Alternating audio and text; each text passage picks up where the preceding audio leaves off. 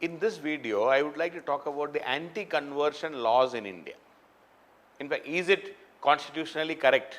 Can there be anti-conversion laws? So, the heading is anti-conversion laws.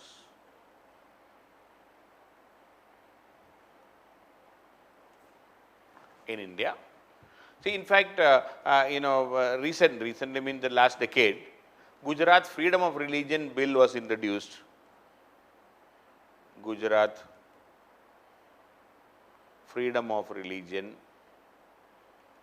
Bill. It was in 2003, subsequently it became an act. And, the Gujarat Assembly passed it in 2003. And it is controversial because it requires the permission of the district magistrate before religious conversion. This law says permission of the district magistrate.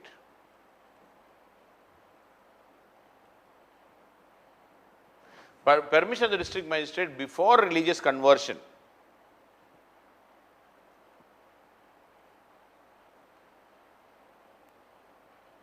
Permission of the district magistrate is required. Also, there can be an imprisonment up to 3 years and a fine up to 1 lakh against anyone converting a person one religion to another by force. Any forceful conversion. The second aspect of this act was that the Gujarat law, any forcible conversion,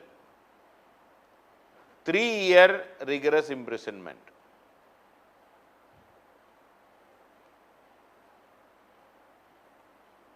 Three-year rigorous imprisonment, and also, in any forceful conversion, minor, women, or scheduled caste and scheduled tribe, imprisonment can be up to 4 years. Now, any forceful conversion, 3 years of rigorous imprisonment, but if it is of minors, women, scheduled caste, scheduled tribe, it is 4 years. And every time, if at all any conversion is required, you have to take the permission of the district magistrate. And there are many bills and many cases in India, not only in Gujarat, but in other cases. The Gujarat one is the most stringent one. In other cases, in other states, like intimate, you have to intimate the district magistrate.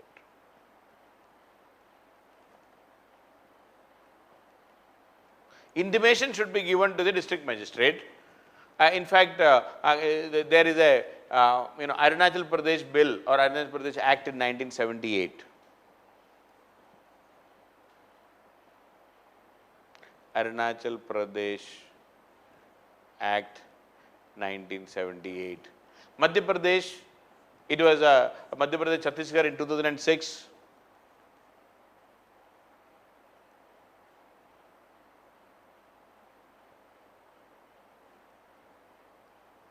In 2006, Madhya Pradesh and Chhattisgarh in 2006, Himachal Pradesh in 2007. So there are many, many states which has passed anti-conversion laws. In Madhya Pradesh and Chhattisgarh, people who wish to convert have to give 1 month notice to the government. So a 1 month notice should be given to the government, and there should be intimation to the district magistrate. 1 month notice should be there. So, there are many provisions like this, and if you look at, so there are many anti-conversion laws in our country, and most of these anti-conversion laws are to prevent conversion to Christianity. The main problem, or rather the main issue, was related to the Christian missionaries and all, and many so-called self-styled missionaries also. They may not be officially any priest or anything, but there are so many self-styled missionaries moving around in the country. So there were many such instances. That is why these laws were passed in many parts of the country. Now, if you look at the history of legislation, if you look at the legislative history,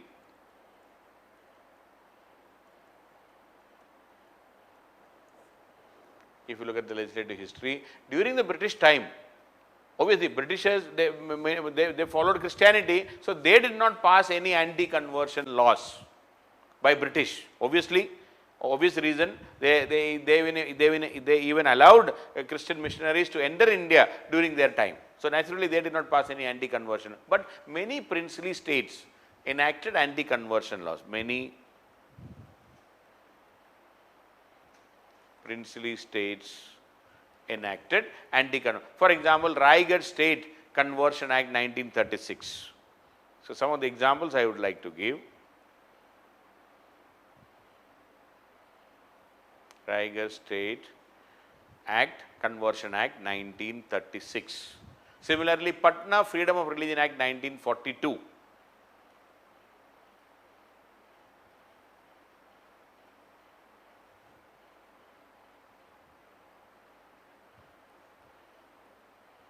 Or the Udaipur State Anti-Conversion Act 1946.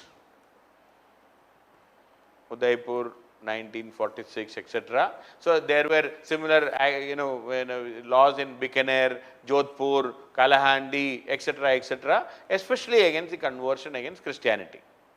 And subsequently after independence in 1960s, Orissa, Madhya Pradesh enacted the local laws. Orissa and Madhya Pradesh enacted anti-conversion laws. As I said, Arunachal Pradesh Freedom of Religion Act was there in 1978. So that is how these laws were enacted. Now the question is, what is the issue? What is the issue, and who is willing to get converted and who are getting converted? And so now this is where we have to look into this conversion as a social issue. So coming to the analysis. So there are many laws in the country, and in the analysis I would like to talk only a couple of things. One is, who is willing to convert?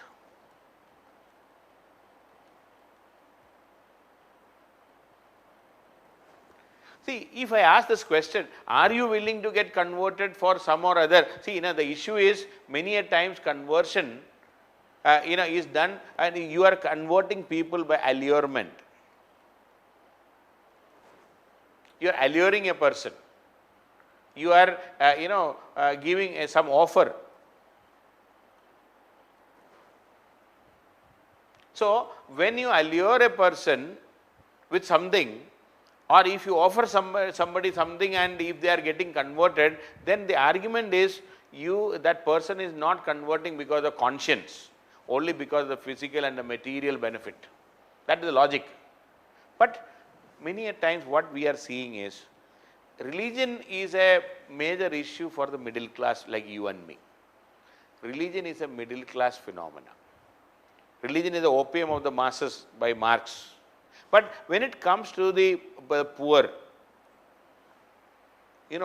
maybe some of the scheduled castes, scheduled tribes, extremely poor, people living in abject poverty, they may not be that serious about even the upper class. You see the cine actors and actresses and all, are they bothered about religion? Many times we see they are not bothered about religion at all. So, but who is so concerned about religion? The middle class, the lower middle class, the middle class like you and me, who are many a times middle class is has a lot of frustrations in the middle class. We are so much worried about who follows what, who practices religion more stringently and seriously. The middle class community, not the lower. See, have you ever seen? I always ask this question, and you also please think. My question is, have you ever seen a vegetarian beggar?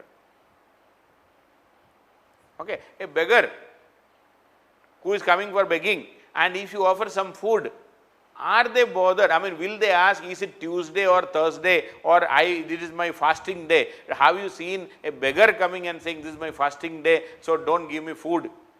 Or a beggar saying that, okay, why are you giving me onions? Why are you giving me egg or chicken or mutton? Please don't give me this because today is my off day. See, these off days and fasting and all these things are a middle class phenomena. People have money, people are rich, and those who are highest of the class, they are not bothered about anything. It is many a times people say during the Ramzan months and all, some of the rich sheikhs of the Saudi Arabian, they travel to Europe. Some of them, if they are not salaried, they will come to countries like India to enjoy and celebrate and eat because they don't want to follow the fasting. So this is many a times, there is a matter of convenience. Religion is a matter of convenience for many people. So this is, if the poor people are willing to convert, why are they willing to get converted very easily? Because of their circumstances, because of their poverty, because of their abject poverty. For the survival, if somebody comes and offers something, they may get. So what I am trying to say is that conversion is a social issue. It is closely linked to the social, the level and the society, the way in which people are living, the society in which they are living. If you go to a slum, you may find the people following different religion in the same family.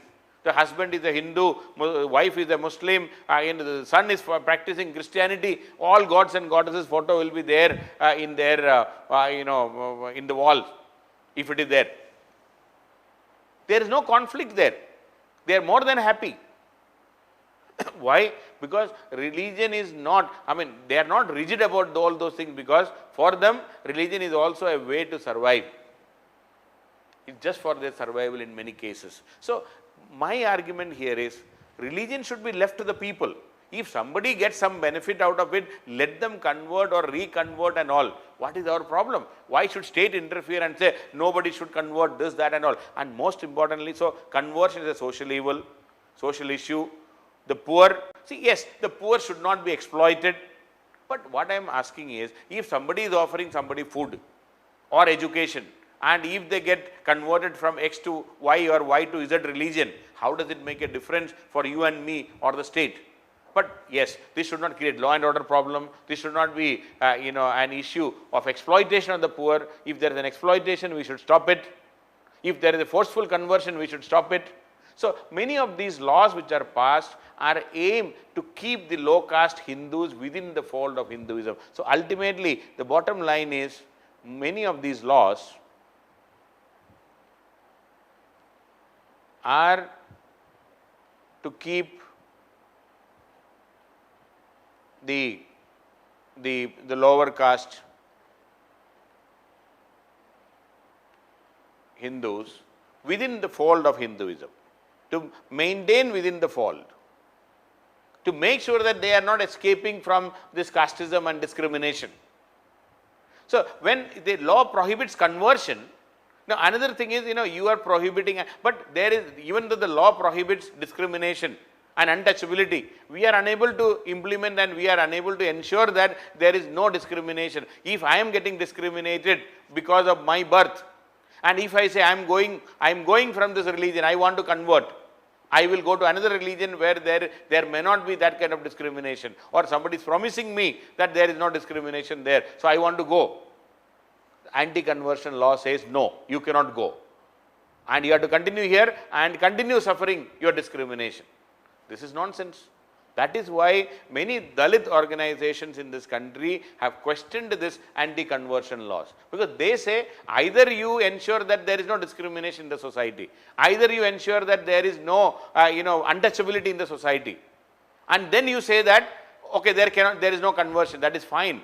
In many cases, Dalits or scheduled tribes or those the downtrodden people who are having no mechanism to survive, they try to convert, they want to escape from these inhuman discriminatory treatment.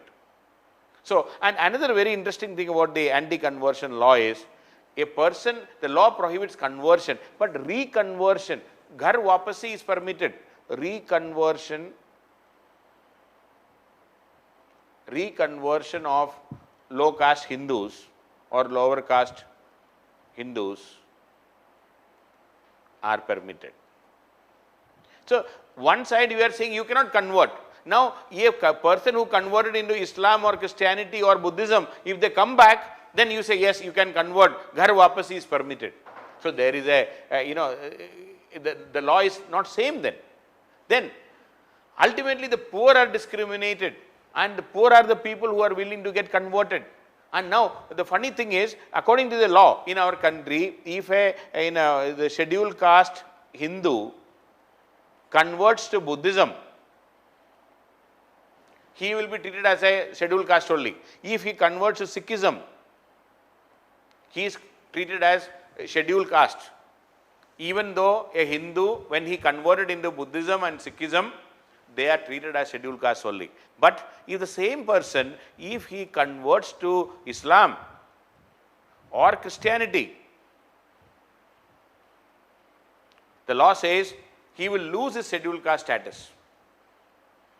But if after conversion, after some years, if he comes back, he will get back the scheduled caste status. What is this nonsense?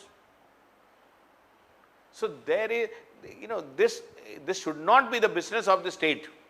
My only argument is, this is not the business of the state. Anti-conversion law. And now you are saying, you take the permission of, now this is a violation. Anti-conversion laws are a violation of freedom of conscience.